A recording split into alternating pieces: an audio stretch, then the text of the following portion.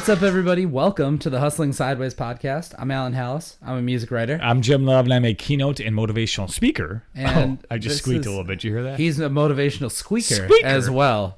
We are the Hustling Sideways podcast.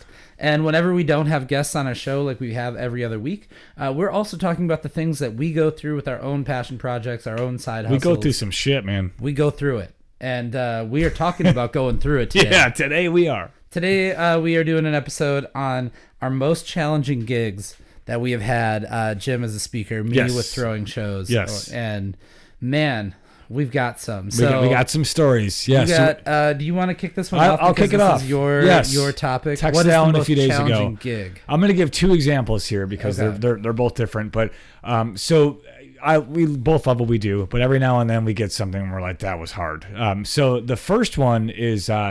So about a year ago, a little over a year ago, I started working with a company that was contracting me to do this work, which was awesome because I was like, I don't got to go find it myself. Right. It was a weird fit from the beginning, but I was like, I'm going to give this a whirl and see what happens. And it was a company that does this full time. And frankly, I had an intention to do it full time. So I was like, let's see what happens. But I went to Minnesota.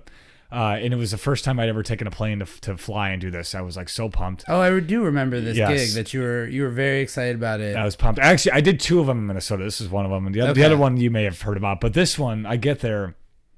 They didn't tell me it was only freshmen when I got there until I got there. Okay. Which is something I probably should have known before I got there. Well, you shouldn't have had that whole musical number to Vitamin C's graduation. Of course. I thought they were all graduating and we were going to go on. And as we go on, we remember. So we get there and it was pretty clear to me right away that the teachers were checked out. They were like, they're your problem now kind of vibe at the school. You were just like a Band-Aid for their day. Right? So we started I did two separate freshmen in the day. And we would start with a breakout activity and then my keynote, right? So the breakout activity, for the first time ever, there was probably 400 students in both in a big gym, right? So it was pretty loud. Yeah. They had to move around this thing. This is what I was doing with them. And they were so loud that I actually ended it early.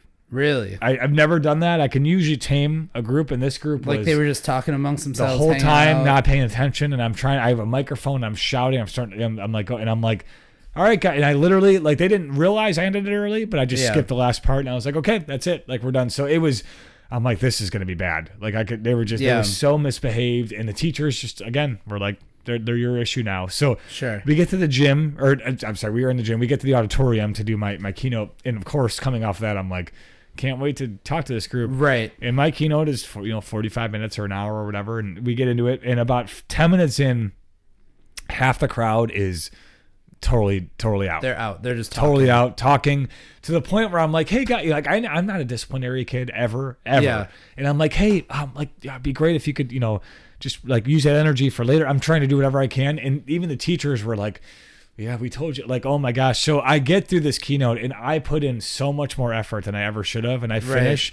I get to the airport and I literally can't pick my head up of the chair I'm sitting and like eating at. I was so tired. It was just a horrible day. And that, like, I actually left that school without saying goodbye to the people. You're just out of there. I was done. It was just checks in the mail. It was out. Horrid. And I realized, like, if I'm going to do this, I need to do it with people that like want to be there. So that's the first one that was challenging. The second challenging one was about 4 years ago. Same school. No, yeah, right. Yeah. One for the sophomores this time.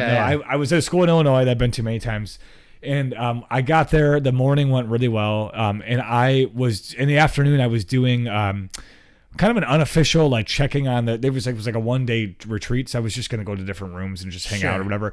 They didn't tell me I was doing a breakout session and until 20 minutes before it. And I was you just had to have one. Not prepared. I didn't have anything. So I'm like texting my friends feverishly, like, guys, what's going on? And I finally was able to pull up an email from 4 years prior to that with a link to like a breakout activity I'd done before. I had to have them print it at this thing. And the students are filing in and I get half the thing printed and I'm like, you know what? I'll remember the next half. And I went out there, I faked the rest of it till I made it and we finished, but my heart was pounding of like, holy you're crap. Just out there without a net. And she just forgot to tell me. And that was it. Wonderful women, but totally that day. Missed one of the most important parts. So that was challenging. Yeah, that sounds a rough really day. rough. Anytime, anytime that you don't have anything, well, you just have to make it up on the fly. Totally. Which is coincidentally what had to happen. Yeah. So when Jim said most challenging gig, it was actually pretty hard for me because just about every show that I've done, for one reason or another, something goes wrong. And if you talk to, I think, just about any musician, promoter, all the time, people involved with stuff, like it is, the number of times it goes perfect is like, I've had like 2 that I can honestly say out of 10 years really of doing well. shows, I've had 2 nights that I think have absolutely gone perfectly. Totally. You know what I mean? Where like it's a good crowd, everything goes smoothly, no issues, no whatever. This one particular night, well, now I'm thinking of, oh God, now I'm like unloading all the ideas. A bunch, There was one particular night with the beat battle that I do that went really, really bad. And I think it was within the first 2 or 3 years of it. I could classify the whole first year as like a tough gig because I showed up with, this is not my night, but I showed up with 2 Amazon aux cords and I was like, oh, everybody's going to bring their own laptops and play their beats off their laptop. Yeah. And they were the cheapest Amazon cords that I had plugging into my board and nothing was working. Oh God. That's not even the rough gig though. The rough night that I was thinking about was, oh God, they're all beat battle nights, honestly. Good, yeah. Like I'm thinking of like the 3 or 4 more worst ones, but this one in particular sticks out. It is, our show starts at 10 p.m. Which is hard enough to do on a Thursday night to get people to stay. Yeah. So the first few years, the way that we did it, we would always have a beat battle first, which meant that we needed a host to talk to the 2 competitors. We ended up switching that at one point, but not this night. We don't have a host. Our host is late. He is in a studio session. He was a recording artist. He's in a studio session. He doesn't realize he's not picking up his phone. He finally texts me back at like 9:50 and is like, oh my God, I'm on my way. And he's like going to get there when he gets there. And I'm like, we got to do this thing. We got to get rolling. We're going to be out of here. Bar closes at 2 a.m. We got to be out of here. And we're trying to be done way before. Yeah, right. Of course. You know. So we don't have a host. So thankfully, there's an artist that's in the crowd, Rich P. Shout out to Rich P. And I was like, hey man, I've seen you host a show before. I was like, can you host tonight for a little bit until our host gets here? And he filled in and he did it and went off. I mean, it went as okay as you could get it. As it could have been. Right. You know, totally. Thankfully, I was like prepared and had a sheet of notes for him. Like, here's what's going on. Of course. We get to our first performer. Everything's fine. Yeah. First battle. Everything's fine.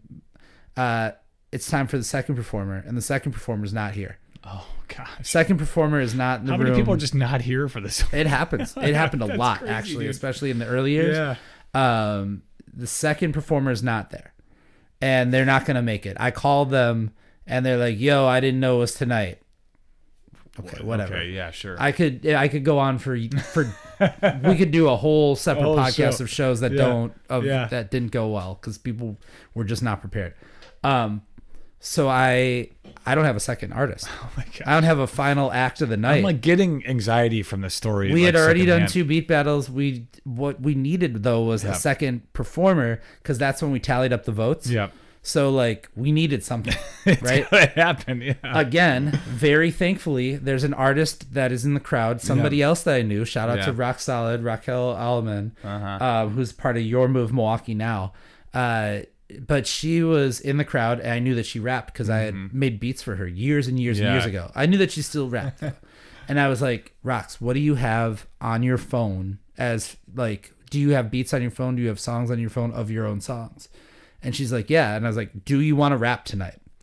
Literally, that's the question. I was literally just like, "Do you want to rap tonight? Do you want to perform?" And she's like, "What?" And I was like, "Look, go up there, airdrop your songs to the DJ. You got 20 minutes. Do whatever you want with 20 minutes." And we made it happen, and she rapped and she killed it. I'm sure she killed it. Did she win?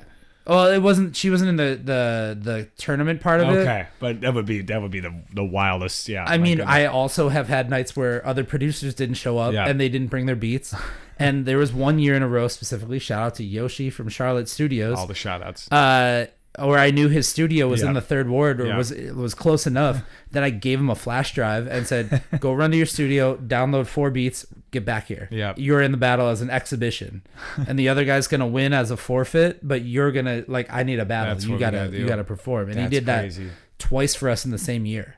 Damn, dude. So I mean, those challenging every night something goes wrong. Yeah. But those specific nights, and I feel like those were one after another after another. And you learn from it, you grow from it, and that's the great part about having a challenging thing. Now I know where I best fit. I know to be prepared for anything, and you know that you need to get your people to show up. Our whole process changed from that. The you know whole what I mean? thing. Like we don't even do flash drives anymore. We do Google That's Drive. it. Yep. I have automated emails that send out on Monday. For sure. So that on Monday you know what to do by Thursday. Yep. You know, if I don't hear from you by Wednesday, I'm texting your ass. And I'm getting somebody. Good. You Get know what on I mean? it, dude. Like, yeah, tell them to be available. Yeah, yes, the word of the year. Wait. That's right. Oh, that might be a tease. Anyway. Well, you'll find out soon. Anyway, what has been your challenge? Yes, what is the most challenging gig you've ever had? Know, throw in the comments. Come find us. Alan, close us out. I can't do the spiel. We are the Hustling Sideways podcast. Wherever you get your podcasts. We are also all over the social medias. You can find us on Instagram. You can find us on TikTok, LinkedIn, Twitter, Facebook, YouTube, all of the places. You can also check out more shows of this on Milwaukee as well, shows with guests. And if you want to be a guest on the show, you want to join us here in this room, send us an email. It is hustlingsideways@gmail.com. And Jim, keep on hustling. See you next week. Peace.